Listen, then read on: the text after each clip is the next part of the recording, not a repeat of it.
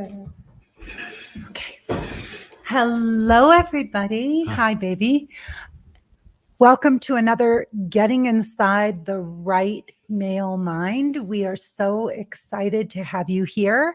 This is my favorite way to spend a Sunday morning, just talking to this beautiful man for an hour and getting inside his mind, because Benjamin is the most heartfelt, masculine man I have ever known. So it is such a pleasure to be able to share him with all of you. So, babe, today we're going to talk about the secrets to a miraculous marriage. Right. And, you know, I think we have been so fortunate to have spent 19 years together, literally in a blissful relationship. And I want to just kind of pull apart like a challah. I want to pull this apart and see if we can share some of the secrets of this marriage and why it's been so blissful, why we're so compatible, how that adds to the safety, that foundation of safety and trust that we feel in this relationship, and how we can inspire others to do the same. So, so let's just start with, when you stop and think about the one thing that makes this relationship amazing, like what would be the first thing that comes to your mind? Well, I have a list. The first thing that comes to my mind that I'm grateful for every day is that you don't take things personally. And I think that that has been a miracle.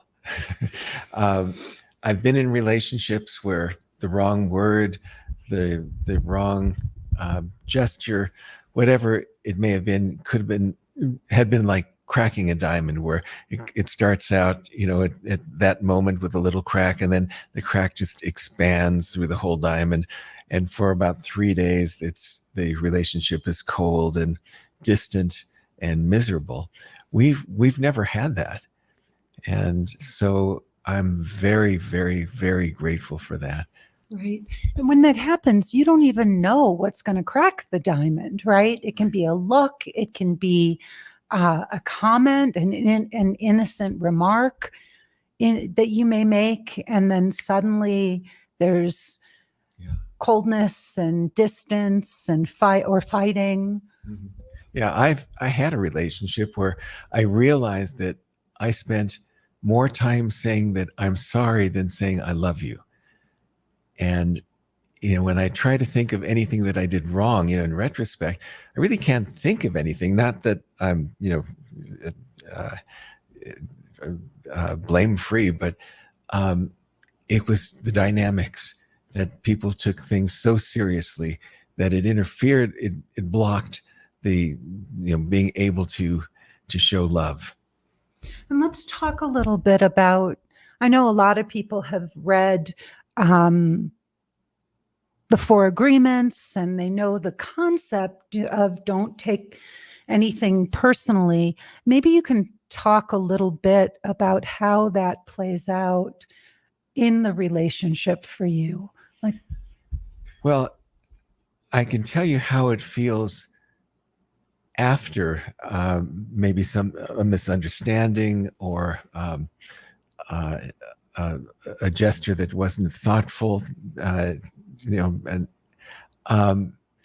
I can't really remember any fights that we've had, any disagreements, because there may have been something for that moment, but because it passes so quickly, it isn't written indelibly in our relationship that we could go back to and say, and you remember the time when,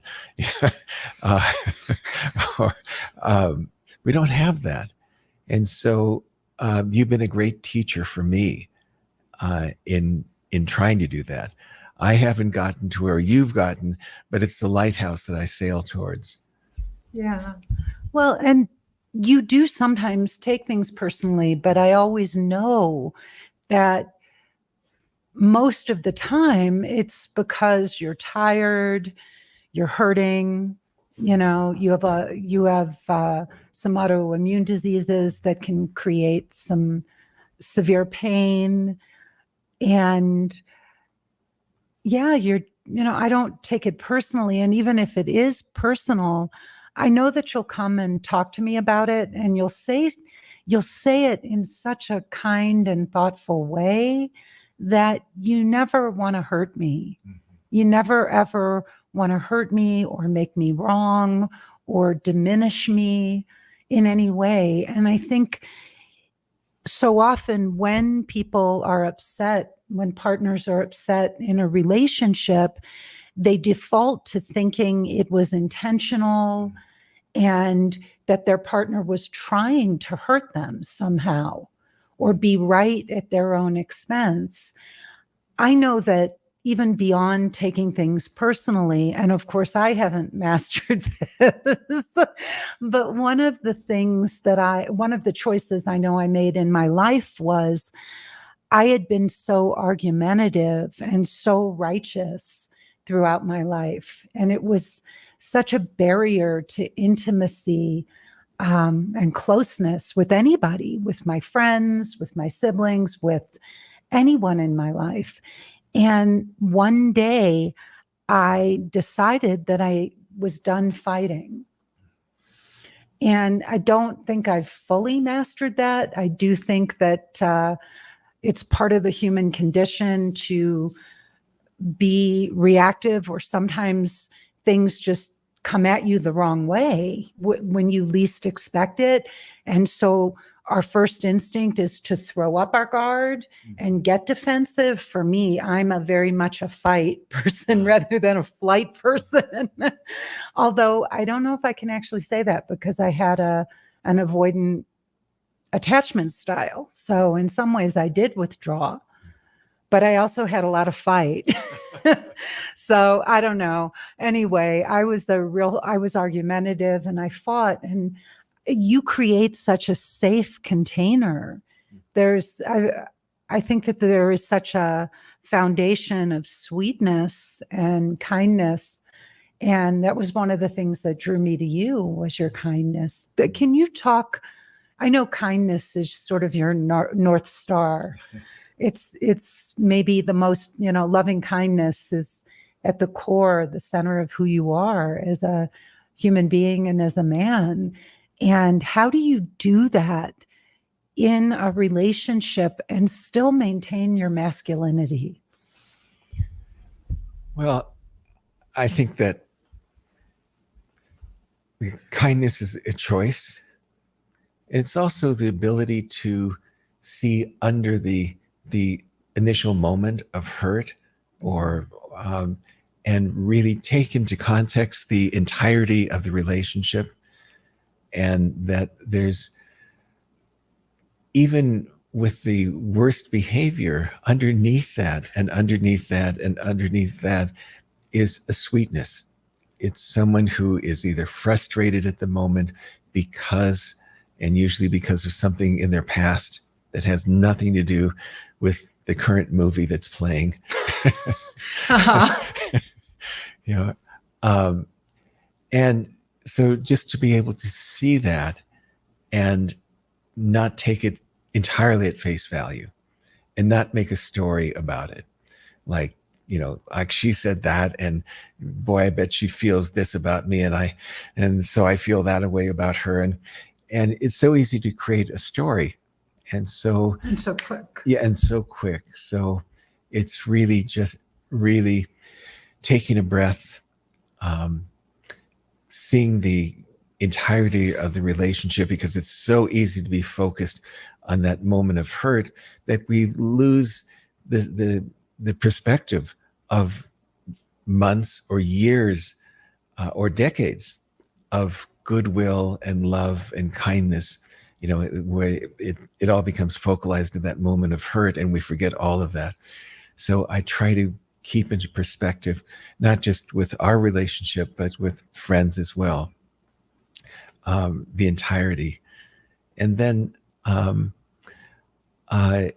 when I talk about it, when we process, Which is like that much. right, that, I'm gauging my words, if they're going to be a weapon to take us further apart, or if my words are going to bring us closer together.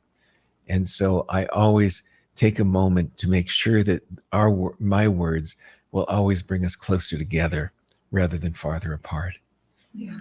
And I think whenever you come to me with something that I may have said or done that hurt you, my first instinct or my highest desire is love and your well-being.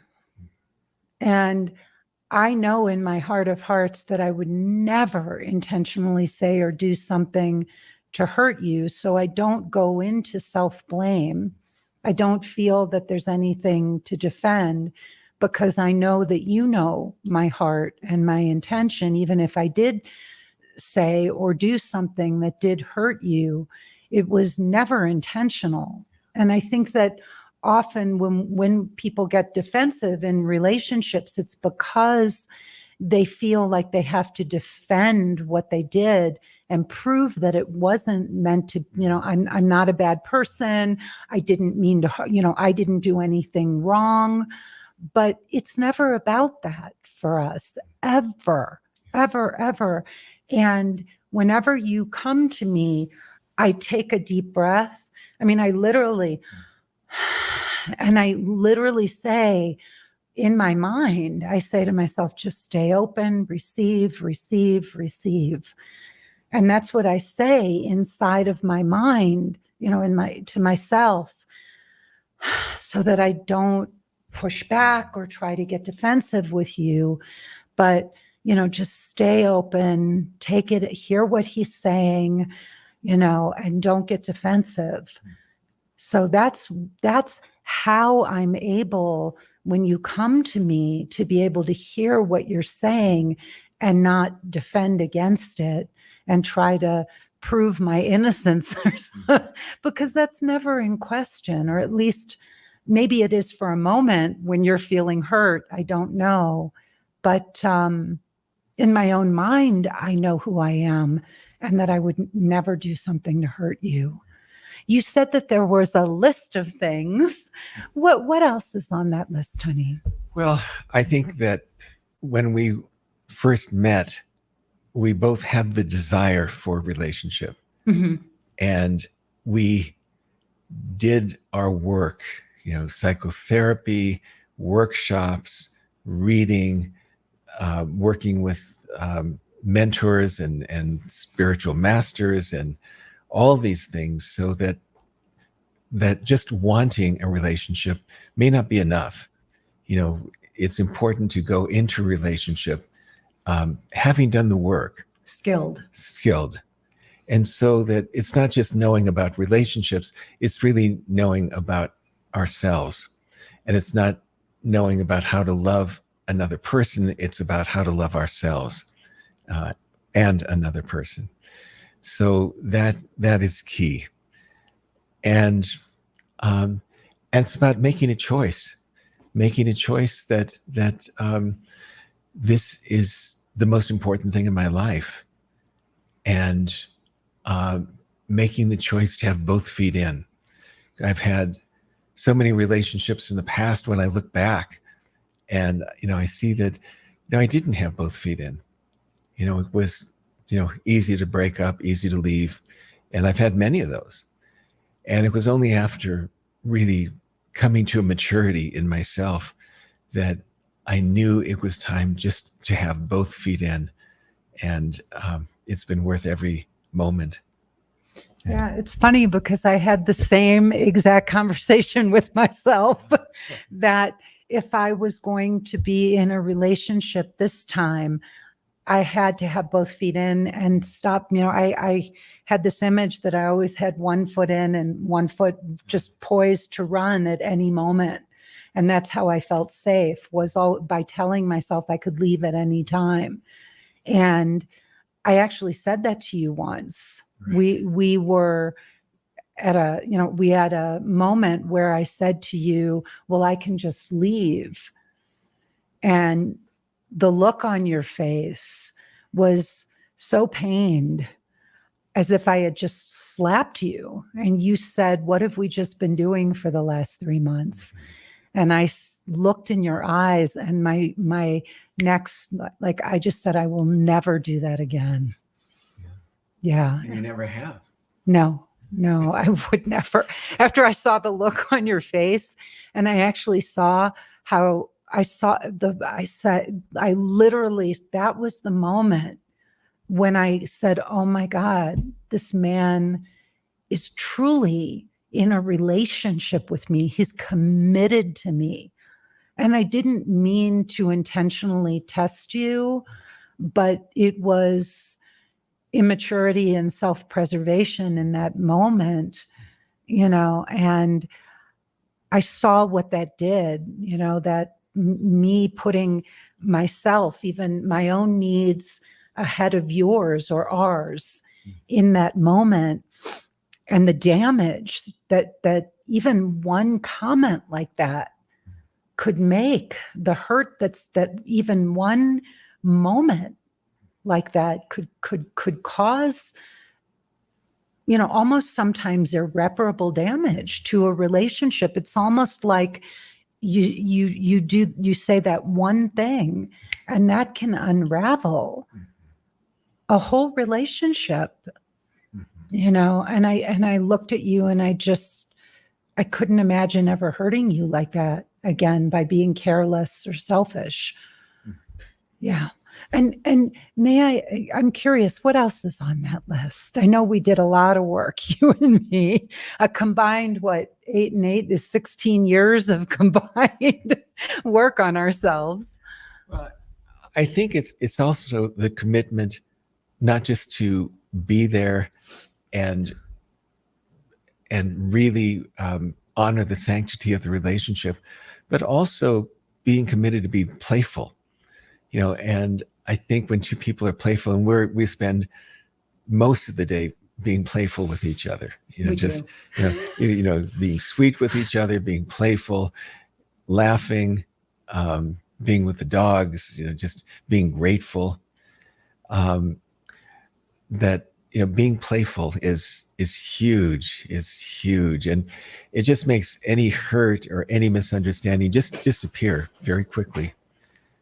And I actually was reading something this morning that I had written, and it's so funny that you bring this up, because what I had written, and this was years ago, it was just a list of ideas, but it says relationships are very simple. I will do my work for myself, you'll do your work for yourself, and then we'll come together and have fun.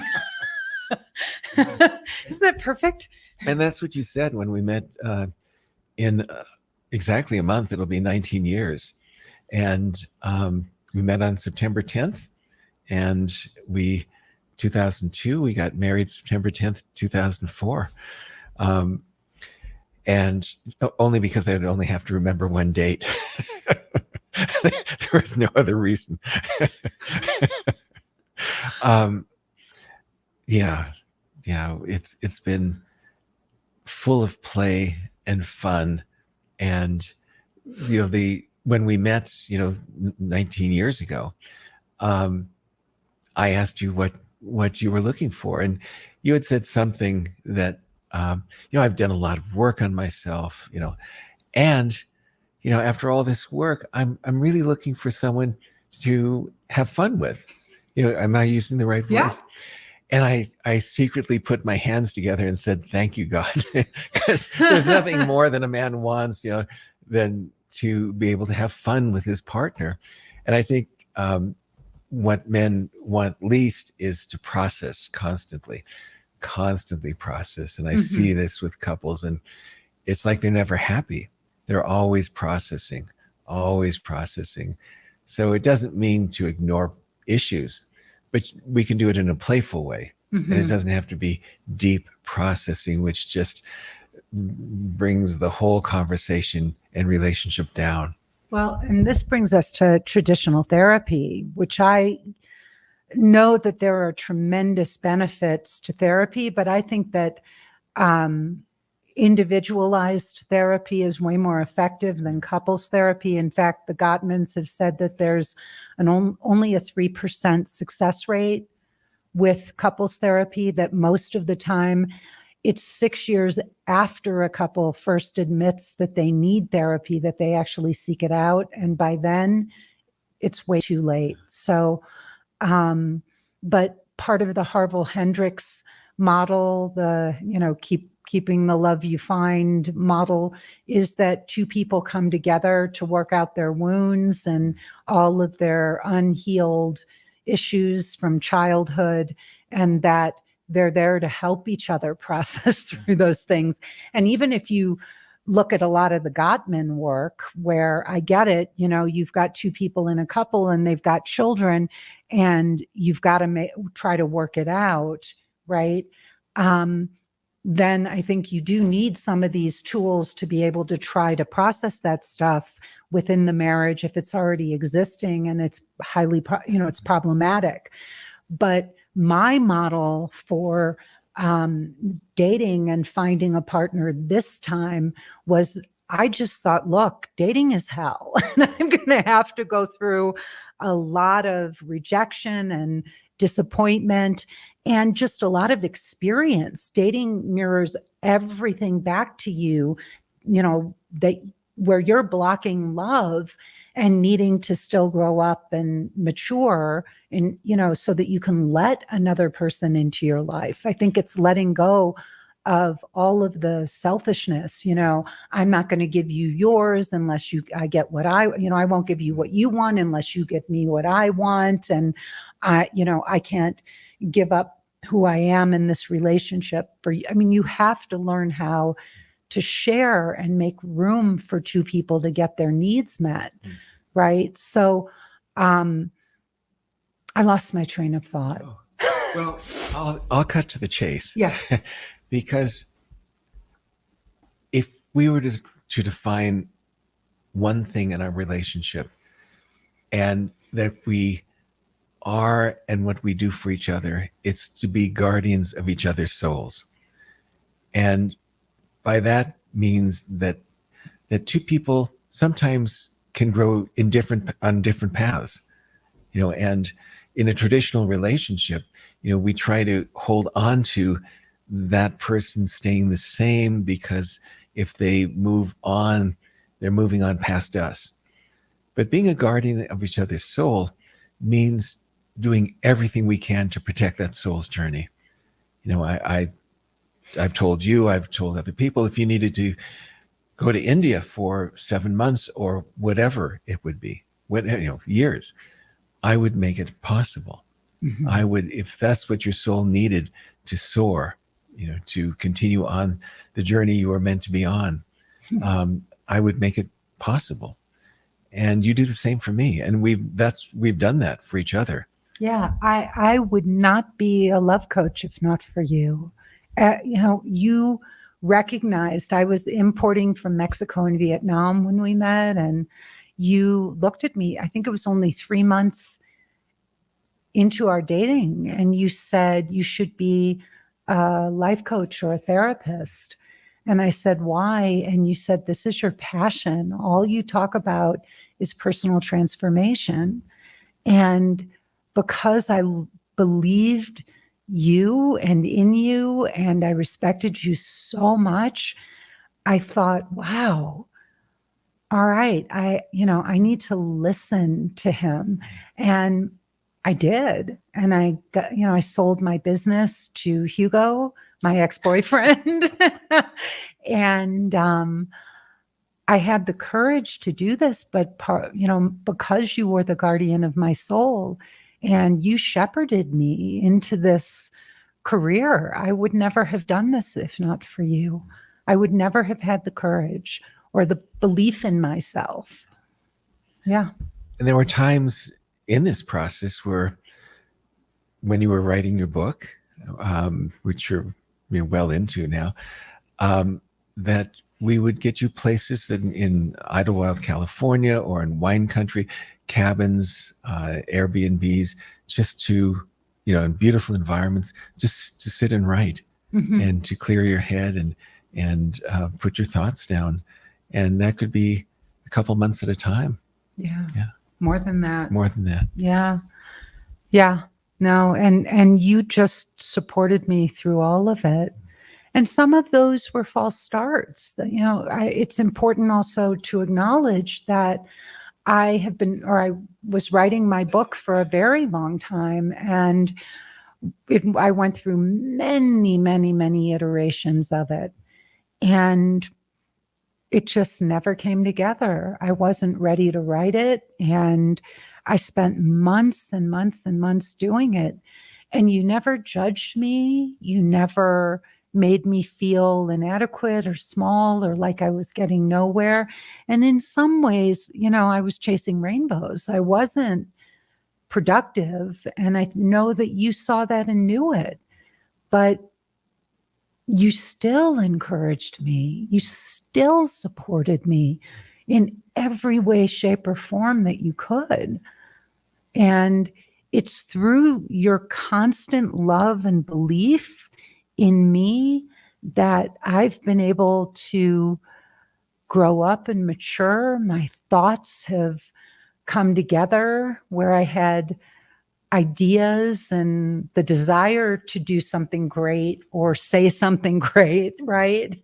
I mean, I wouldn't be the woman, the coach, the person I am today if you weren't a guardian of my soul, and all that you've done for me. I don't know for a lot of the people listening right now, but I never got any of this as a child. Your parents loved you. Your mother worshiped the ground you walked on. That was sanctified. That was sacred ground in your mother's eyes. I think your parents would have done anything in the world for you. And my parents would have done anything for me, but it came with judgment and criticism. They would have done anything to you. Well, they would have, they would have supported me and done it, but it would have come with a lot of, you don't finish anything you start, last minute Lisa, a day late and $1 short. I mean, those were things that my mother said to me. And some of those things were actually true about me, but it had to do with, the fact that I struggled. I probably had a learning disorder, and it was undiagnosed in those days, so, and I struggled with those things, but I got criticized for them and not loved and supported and encouraged through it. And you did something for me in this relationship, your love and, your encouragement and your belief in me. How did you do that? Because I know if I'm being completely transparent, that you saw everything, and you could have discouraged me and you could have questioned me. You never even questioned me. You never once said, "Are you sure?" I think in a few ways, you said a few things, like you did say a few general things about writing books, or but never pointed at me, just ideas or things for me to think about. But you never questioned what I wanted to do or felt I needed to do. But how did you do that? Well, I had the strongest sense that your soul was heading in a direction that was very important to you. That was, just quintessential to you.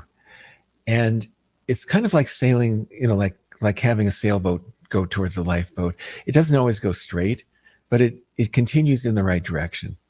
And so, having that light, I saw the lighthouse for you. And you may not have seen it on your path, but I saw it. And so Now you're going to make me cry. I know, but you know, we were talking the other night when we were in the car about how lucky we are, you and me, that we both get to live our dream, right? Our passion, like that we both have found our gifts and that we get to do what we were put here on earth to do. Both of us. I mean, you are a world-renowned, brilliant body worker. There's nobody like you. I'm still trying to get him to write a book, but he won't do it. He's written 4 amazing books on 4 beautiful spiritual subjects. The first is called Healers on Healing, Handbook for the Heart, Handbook for the Spirit, and Handbook for the Soul. And Handbook for the Soul. Yeah. So all of those. I actually had read Handbook for the Heart about a month and a half before we went on our first date. And it was absolutely a coincidence. I was getting my master's degree in spiritual psychology, and it was one of the books that was required for our course. And there was a beautiful, beautiful essay in there written by Benjamin. And I remember just thinking of all the books we read. It's an anthology of the greatest thinkers at the time, the greatest spiritual teachers and thinkers at the time on love, how to bring more love into our lives. And I had read it a couple of months, maybe a month and a half before we met. And it was my favorite book. And I loved the cover. I loved the design of the cover. It was so beautiful. I remembered sort of sitting there and looking at it, and it was in relief. You could touch it, and there was gold, which I love gold. I'm drawn to anything gold. So, but this relationship has been gold. It really has. And, so often we criticize our partners because they're not showing up and they're not performing in the way that we feel they should. And it's so easy when somebody has a dream or a vision to shoot holes in it. Mm-hmm. Yeah. And it's also when 2 people have so much love for each other that we wouldn't want to do anything to throw that back at them or to have their love diminished. So I mean, I don't think I would need that anything to be the guardian of your soul, but it is so important to know that I'm walking around on this planet just, surrounded by your love. Whatever happens, whatever happens during the day, whatever happens in my life, whatever happens in the world, I still know that I'm just surrounded by your love. And it's so important. It's important for everyone on the planet. Yeah. Yeah. One of the wonderful things I think that has been such a gift in our relationship is that you have a career, and couldn't imagine that there's anyone more gifted than you are at what you do. No one. And you have done so many beautiful things, writing these 4 books and doing the work that you do, and how devoted and dedicated and teaching. You've just, I live with just feel so lucky. Plus he has the best hands on the planet. So he works on me. So yeah, I just hit the jackpot there. One of the beautiful things that we've done for each other is we help each other, we support each other's work and careers, and everything that we can do to give each other the space and the time. We both do work a lot, but your office is right next door, and we know how we value giving back and being of service and doing what we love. And one thing that we both do is that we both contribute financially to this relationship. We both make a huge, huge financial commitment, both of us. And one of the beauties in our, in this together is that when COVID hit, you just came and helped me with my practice. And that was extraordinary because that even took my practice to another level, right? So now the women who are in my 12-week course, not only do they get their dating profiles written by you, which is just like a game changer. Nobody writes a more beautiful profile than this man right here. And the responses the women get are extraordinary. But initially, because you couldn't work and you were not going to sit idle, this man will not do nothing. He would go flip hamburgers at McDonald's if he had to. But the beauty was, I think in some ways, you started doing the calls with me. And one reason was because that they take a lot out of me. And that it really helped for the two of us to do them together. Is that accurate? Yeah. Because how hard it is for me to do so many group calls a week, but you became such a gift to the women. And then for everybody to be able to work with us together and see us together, that again added a whole new dimension to the course, was, being able to share this and how we interact. And, very often Benjamin will say to the women, you may get a different opinion here. And Benjamin will then start sharing his insight, because he thinks maybe I may say something different. But it's great for our women to see how we can have different opinions and both respect each other, but also not have to make each other wrong. Right. But the gift that you were to me was that you stepped in, that we just support each other's dreams. Right. There's just no. Yeah. So what else? What else is it about this marriage that you love when you look at the marriage and you think this really stands out to me? I think, again, it's about choice. And we made a choice that it will be easy. Yeah. Yeah. And it's been easy. If you make a decision, I often defer to you. And if I make a decision, you defer to me. Because the little things aren't that important. That people sometimes, fight about. So we just decided we're going to have fun. We're going to make it easy. We're going to support each other's dreams. We're going to be guardians of each other's souls. And it's going to be fun, playful. And, we surround ourselves with good people and, good friends. We have 3 dogs that constantly shower us with love and fun. So it's been a really, really good life. And beauty. We have beauty. Yes, we do. So speaking of easy, let's talk about our move to Santa Fe. Because I think that this is something, like, we met another couple, and of course they're working it out beautifully too. They had very different ideas about moving to Santa Fe, and they're going to test it out. They're going to come here and test it out and rent a place and just see what happens.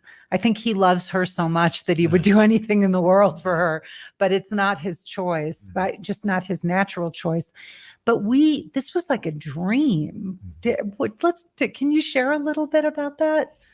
Well, we came here October 15th and for 2 months just to get away, particularly around the time of the election. We thought it'd be a really good time to be out of a large city.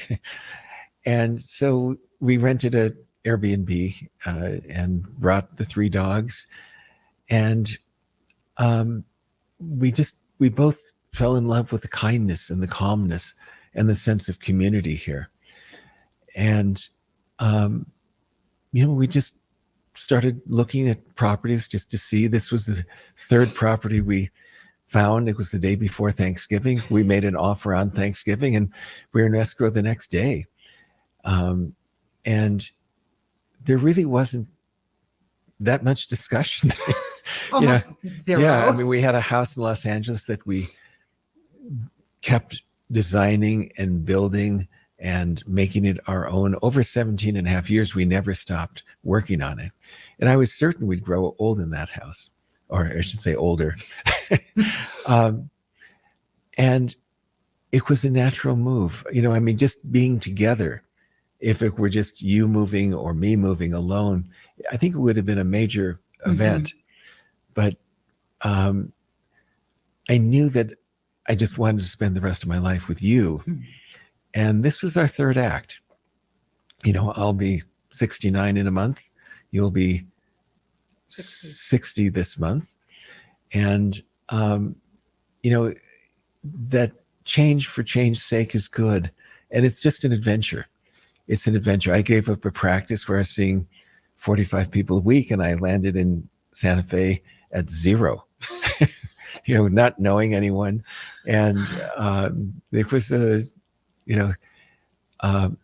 but it's a challenge, and it's a good challenge. I don't regret a moment of it. Yeah. Well, and I think something really extraordinary is that I know that it's a challenge. And if you had your wish list, you would snap your fingers and you'd have a full practice tomorrow. And first of all, I have so much respect for you for how you're navigating it. And it's a testament to who you are and to everything that you've done, just to watch your practice coming together.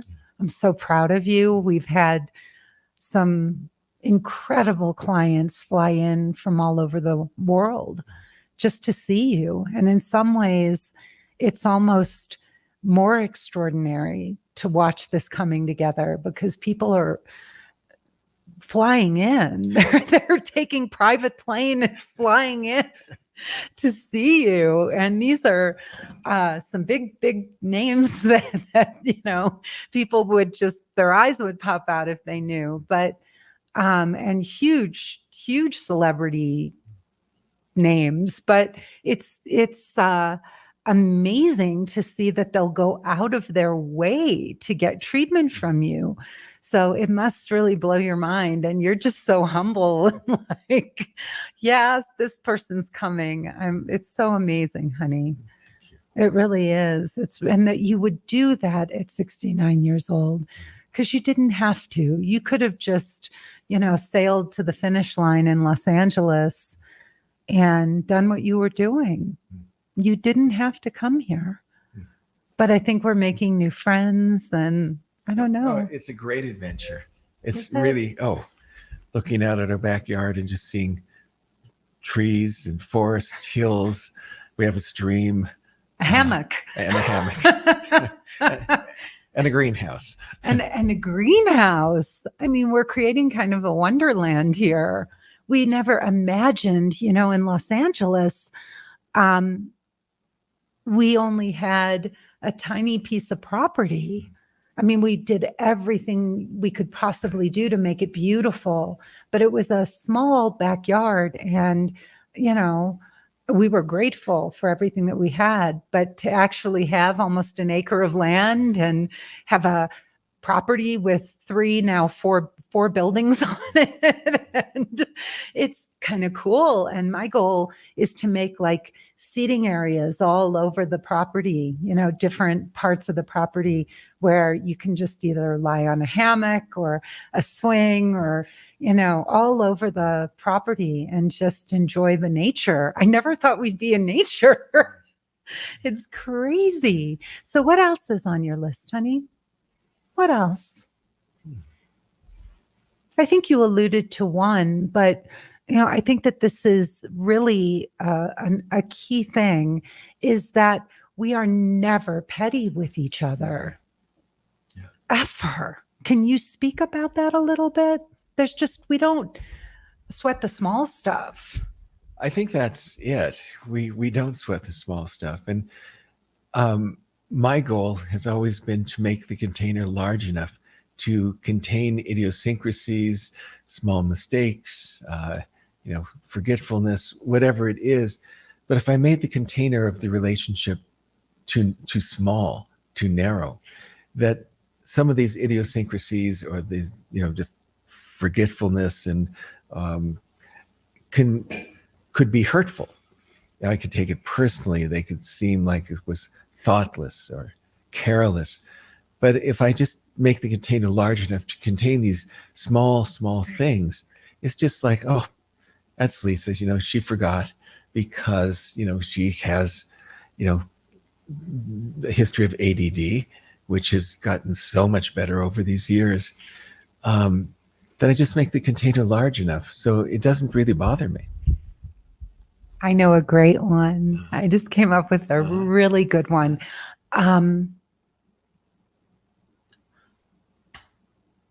I play the feminine role. Right. And almost never, I don't know. I mean, it's rare that I take the masculine role with us. I mean, I can be masculine anywhere else in my life, but less and less so. I don't feel the need to do it, right? I just don't feel the need to be that way.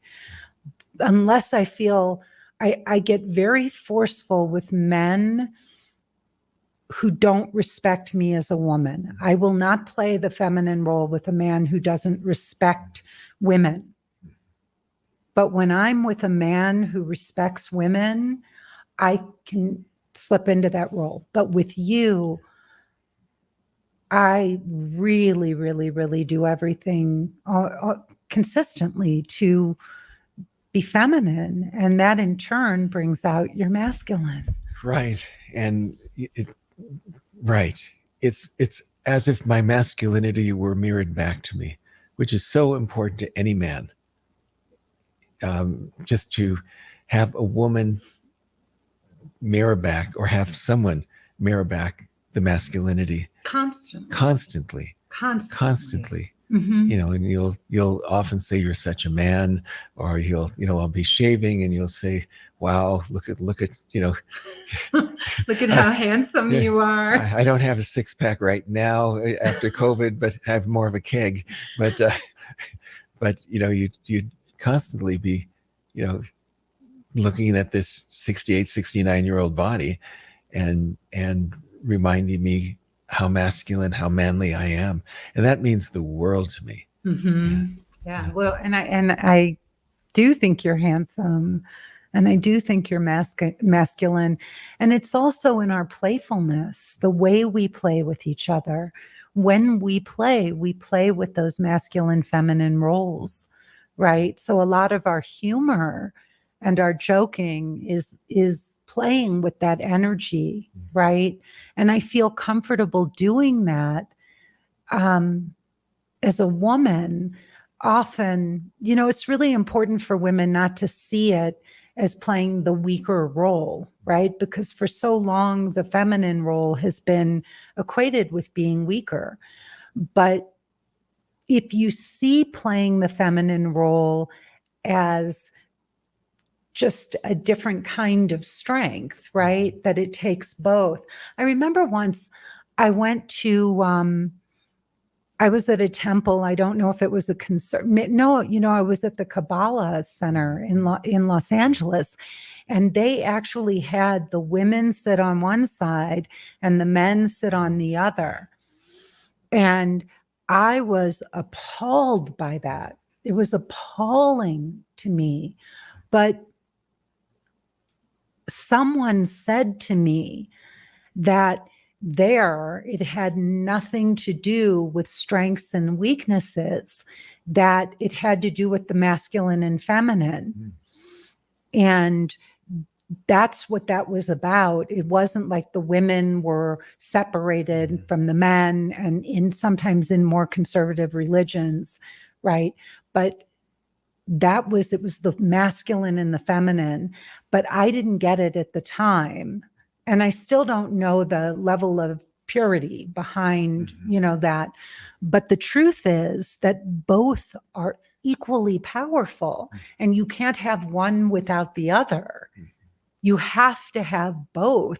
I mean, a woman can't feel feminine. You have to have your femininity mirrored back to you from a man, right? So we can't, it takes this to be able to have that. But in our relationship, it's so equanimous. I know how much you love and respect me, right? And so I can be, I think women for so long have felt that they had to be subservient to men in order to be feminine. Can you talk about that, honey, from your perspective as a man who sees women as equals? Well, for a woman to be in her full femininity, I mean, it is a joy for a man to be with that, because, not only do we light up just being in that presence, but it makes us feel like a man to be with that woman and proud to be with that woman. If a woman is subservient, and let's say we walk into a restaurant, there's not that pride, that this is my woman. It may be, this is my trophy, or, I'm dragging her along. But to have respect for a woman, and I think respect is the greatest aphrodisiac. Walking into a restaurant and just being proud of anyone that looks up, and to see the two of us together, that's magic. And, we talk about the list, and I think that making the decision to be drama-free, that to have as little drama as possible. And I don't even know if we have any drama. If we do, it's invisible. And showing up, really, when we say we're going to do something, that we do it. We're on time for each other, and all those things. So we don't have to, in the back of their mind, be thinking, oh, I hope he does that, or gee, I forgot to make him say, I promise I'll do that. He just said he'll do it. And, things like promises and are unnecessary. If someone is strong with their word, they just say what they're going to do. They don't have to say, oh, I promise, or I give you my word. That weakens it. In a real relationship, a real marriage, just saying, I will do this. And the other person not having to worry about, oh God, I hope he doesn't forget again, but showing up. And, being emotionally available, just both to receive our partner's emotions and create a safe container for it, but also that to be fluent with our own emotions, so our partner never has to guess what we're thinking, and that's when stories get created, like, oh, he's feeling this. There's a great Rick Barry story about Dave Barry, right, about the difference between men and women. Yeah, and definitely worth Googling. Yeah, right. It's called The Difference Between Men and Women, and by Dave Barry. Definitely. And he just fall over sideways funny. Yeah, he just goes right to the heart of how women think and how men think. Right. And how that gets us into trouble. Right. Yeah, how we don't hear each other. Well, I do think that one of the other gifts of our marriage and our relationship that makes it so effective is that you have such an incredible understanding of how women think and how we approach life and what a woman really needs from you as a man. And I believe that I have the same. Yeah. Well, I feel, and I'm simplifying this tremendously, and I don't mean to speak for all women or even any women, but my sense is that in a relationship, a woman needs two things and a man needs one thing. And if they both receive these things, it's a successful relationship, a successful marriage. A woman needs to feel cherished beyond her wildest imagination. Hmm. And she needs to feel protected physically, financially, psychologically, spiritually, protected in every way. And a man needs his masculinity mirrored back to him. And of course, we've already talked about other things on that list on both sides, for both sexes. But my sense is that with these three basic things, the two things that a woman may want and need, and what a man may want and need, that is a really wonderful foundation. Yeah. And babe, I know we're getting right to the end here, but I do want to go over one last thing, which I think is so important.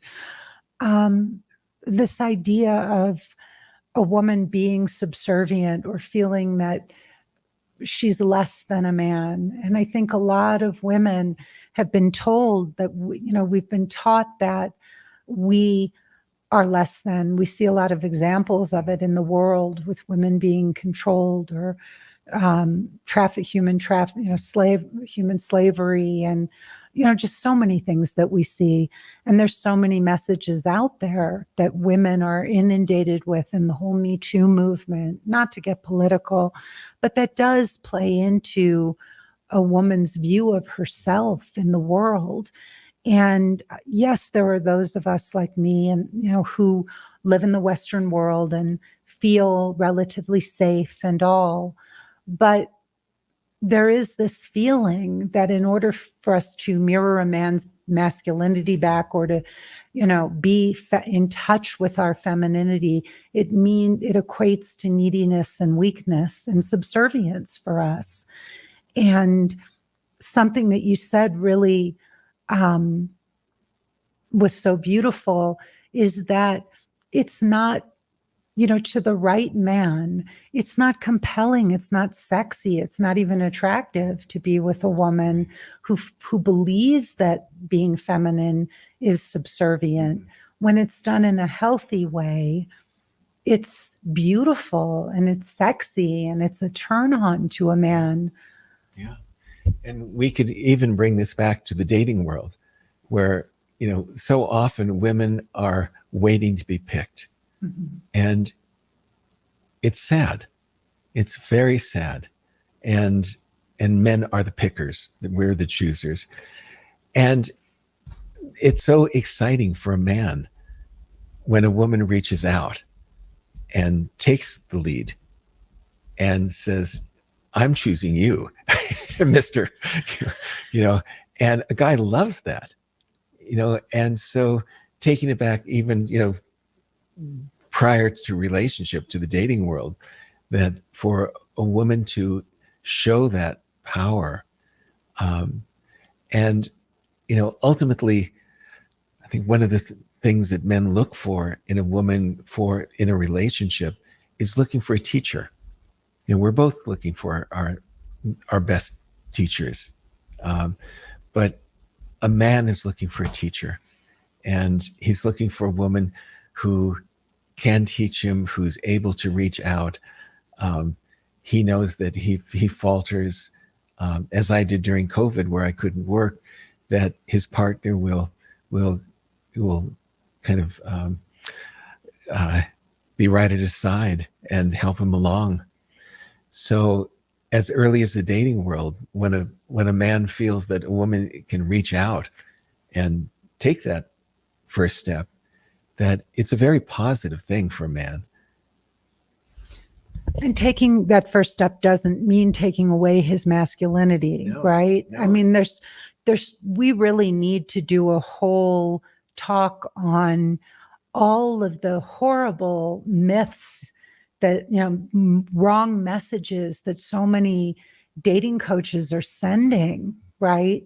Like, just because a woman can initiate or step up or step forward when she needs to, that is not a turnoff for a man. In relationships, the baton is going to get passed back and forth. In our marriage, there have been times where I've needed you desperately, and I've needed you to be there for me, and you have been.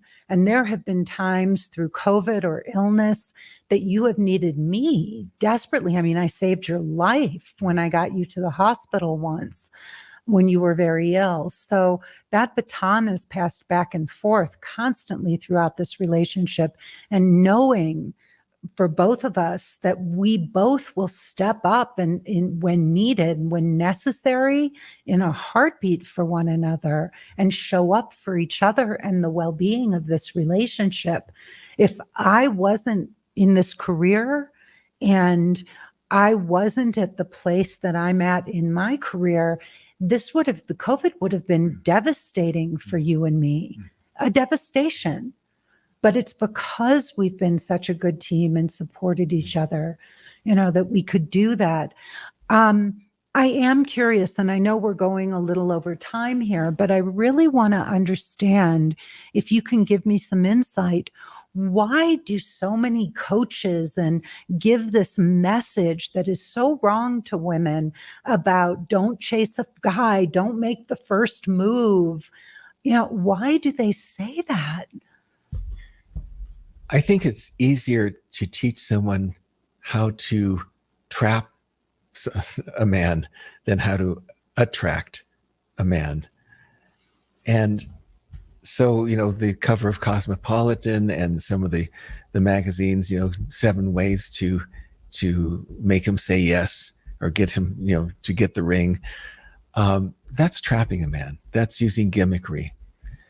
And so the way that you coach, which I have tremendous respect, is really doing the work, becoming the person you want to attract, and to be able to attract men, like be a guy magnet.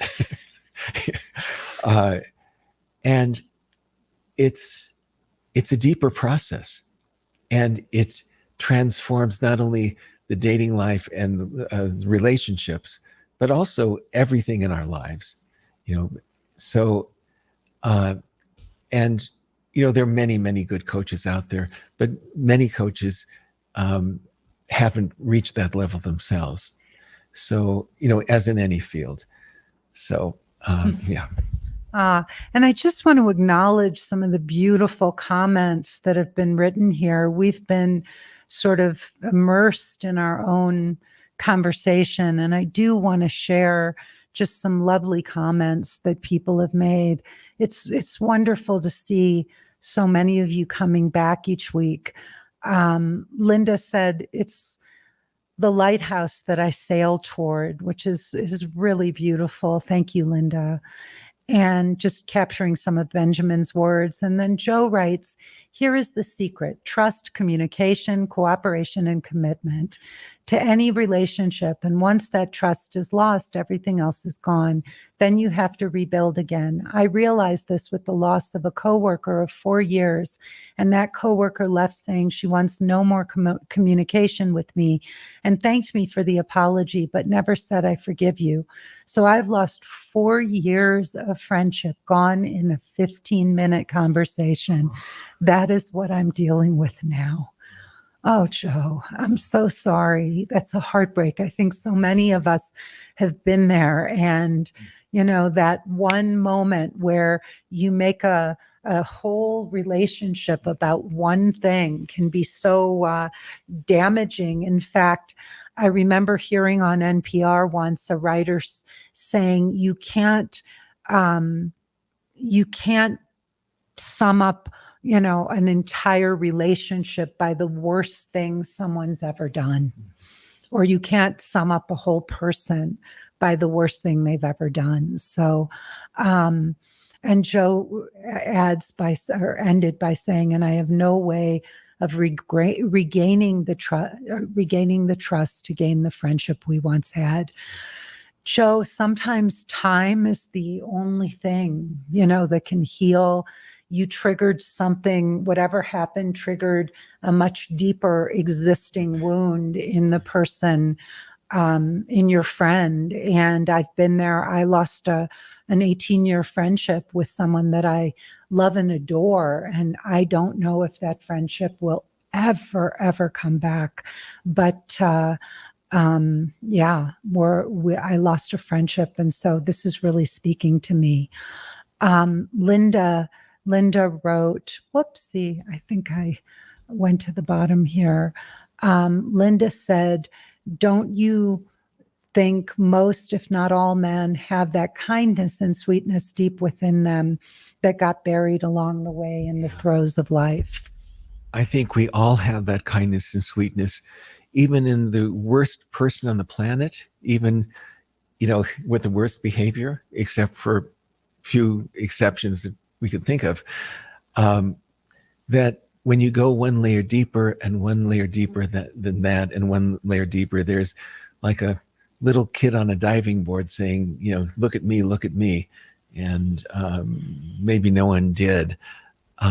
So often bad behaviors it's like an archaeological dig, that the sweetness and kindness are covered over by compensation because of the sweetness and the kindness and the need for recognition and love and all that.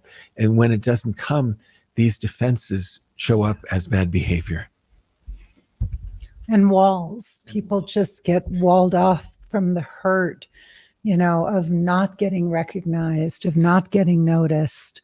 And then it just feeds into itself. And then they don't get recognized or noticed. Shanice says, I see kindness as a show of wisdom. Responding to people with kindness is not always easy, but wisdom can help you do so. Beautiful, Shanice. Joe said, I did try to apologize for making her unhappy, but she would have none of it. Relationships with females stink. I am staying single. So ladies, stay single. You're better off. Oh, Joe, I don't, you loved this person, and she has to go through her own healing process. When somebody is deeply wounded, if you have a gunshot wound, you can have doctors and the best healers put you back together, but it still takes time to heal from that wound. You just, and that might have been like a gunshot wound to this person. You don't know what that set off in her. So I don't think you can blame all females, just like, it was one person who got hurt. And Minerva said, seek to understand, and ye shall be understood. Anna says, why would you not say, what did you mean to be hurtful? Why do you not do this? Why would you not say that you didn't mean to be hurtful? Oh, I see. Honey? Well, I don't know if that was directed to Joe but yes, it's always important. It's always important to express your true intention, and also to admit that what we say may not have been skillful, that it may have just come out, and we deeply apologize, and we wish we can rewind the tape and take that back. Well, and I also think, Anna, you could be referring to, you say, is it a given that you don't mean to be hurtful? In our relationship, it is a given. Benjamin knows that I would never intentionally say something to hurt him, never. And I know that he would never hurt me, ever. So it is a given for us because we have this very solid 19-year foundation of love and forgiveness and gratitude and appreciation. And it is in our relationship, it is a given that we never mean to hurt each other, but we've established that. Shanice says, wisdom is my favorite quality in a person. I see it as a masculine trait, but of course it is wonderful to know both men and women who are wise. I am to be wise. Lovely.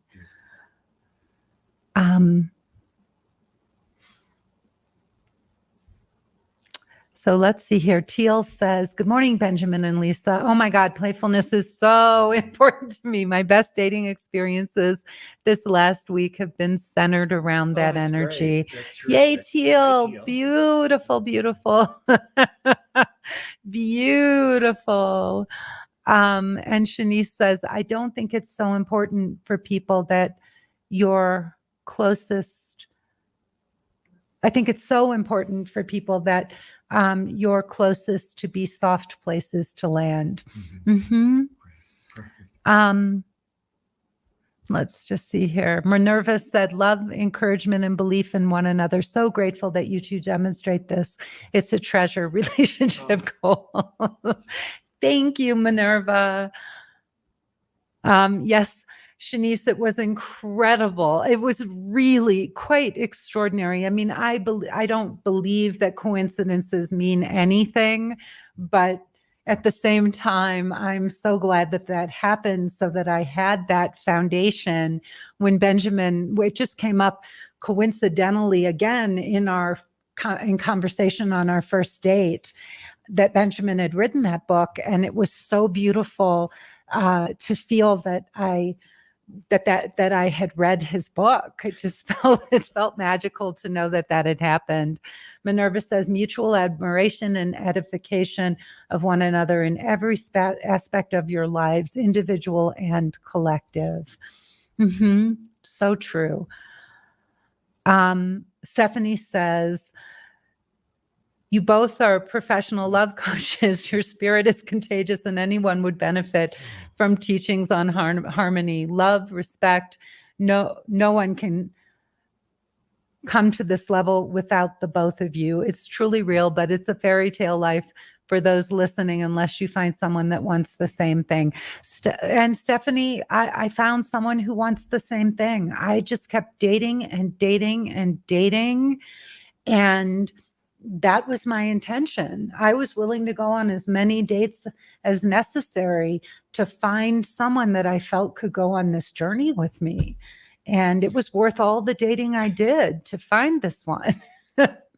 There's a song from the 1960s by Question Mark and the Mysterians, and it's called 96 Tears. And Lisa went on 96 first dates. Hi, you never put that together. Teal says, that's my intention recently. I let it be easy. Yes. Anna says, can you elaborate on the things that aren't important? I think the little things are important. Yeah.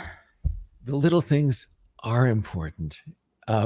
What we're saying when we don't sweat the small stuff is that we don't let the little things become big things. So yes, the little things are important. Yeah, absolutely. But if they stay little, they just go by like clouds. Mm-hmm. Yeah. So Stephanie, you say, how do you find this guardian of your soul as a Christian? I don't know what that means. I mean, I would think Christians would be the most aligned people on the planet to do this, because really the way to find a guardian of your soul is to start to become all of the spiritual qualities that the Bible is talking about. Have faith and trust and patience, forgiveness, equality, respect, patience, whatever. I mean, that's what, the teachings of the Bible are. They're all the spiritual truths. Most people want to talk about how to live a spiritual life. Few people really immerse themselves in the details of living and breathing these spiritual truths. And in your profile, even if it's just a 300 character, including spaces or less on the apps, you could just start by saying, I'm looking for the guardian of my soul to share a Christian, intimate life and to have a family or whatever your wish is, but really to have that in the first line. Yeah. And one of the things Benjamin and I teach, we don't teach this as a, it's not like this is written in stone. It's up to anyone's discretion, but we encourage two people to wait to have sex until they really know that they're guardians of each other's souls. I don't have any designs around, casual sex and what any two consenting adults agree to. But I will say to you that it is extremely important, if you really want to have this, that you both enter into relationship consciously. And that means not just having a couple of sharing a bottle of wine and looking into each other's eyes and saying, okay, let's go have sex, or we're meant to be together. And then waking up 3 weeks later going, what was I thinking? This is about two people actually committing, making a choice, and then saying, okay, we're ready now. We're ready to consummate this. All right. I was just going through some of these. I wanted to just do the comments. Um, I just wanted to go through a few. Teal said that, I love that, Lisa, being feminine with a man who respects women. Minerva says, playing a role is such a turn-off phrase to me.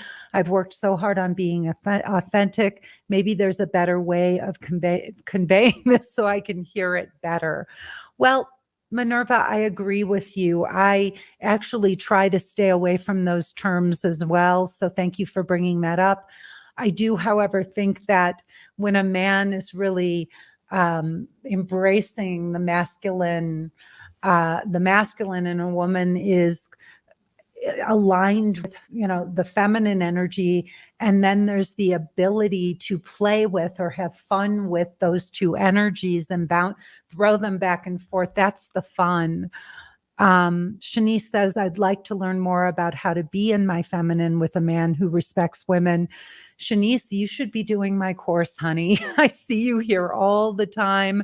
You should go to lisashield.com and click the button so that you can do my course. There are also Facebooks, live Facebooks that you do. Yep. Yes, Lenny, I can put, what was the book that I suggested to everybody?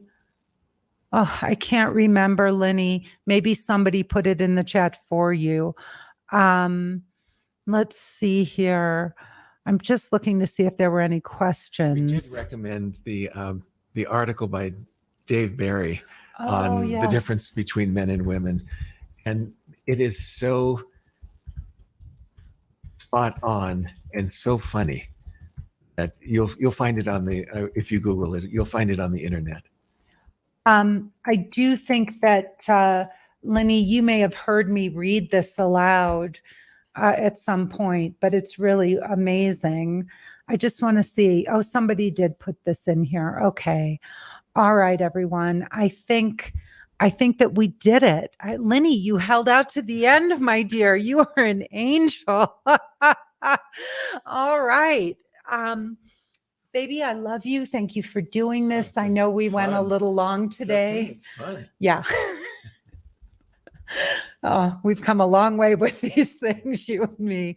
All right, everybody. I am Lisa Shield. This is my beautiful husband, Benjamin Shield. When I say getting inside the right male mind, I am really talking about, the kind of male mind that Benjamin, to me, epitomizes. I think this man has the most beautiful mind I've ever seen. Thank you to everyone else for coming and showing up today. We couldn't do this without you.